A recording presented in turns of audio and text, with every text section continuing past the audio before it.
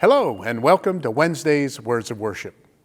You know, as I was thinking about what to talk about today, my mind drifted to some conversations that I heard recently.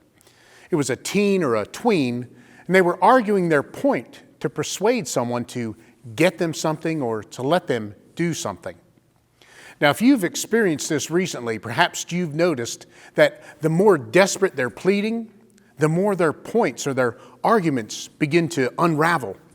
And it almost becomes comical as their arguments begin to contradict themselves and the element of common sense is just completely abandoned. Their arguments spread out into seemingly unrelated areas and thought processes. It made me think of the quote by Stephen Covey, "The main thing is to keep the main thing the main thing." You know, when we share or defend our faith, we need to remember that quote too. Often disagreements put people at odds over things that aren't really the main thing.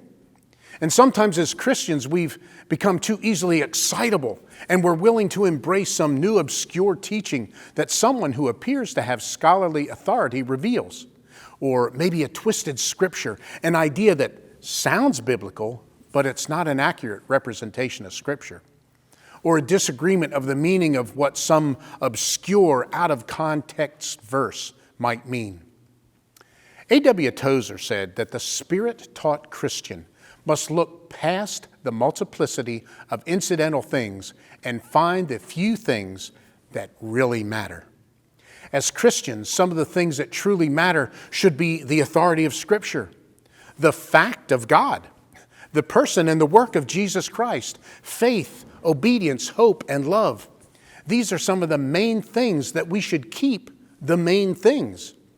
Let's not get caught up in trying to allow society, political correctness, renaming sin, altering our worship, misplacing our praise, or improper motivations to cloud what the main things are.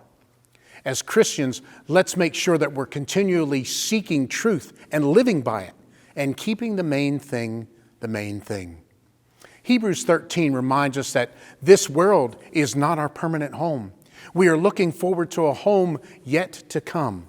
Therefore, let us offer through Jesus a continual sacrifice of praise to God, proclaiming our allegiance to His name.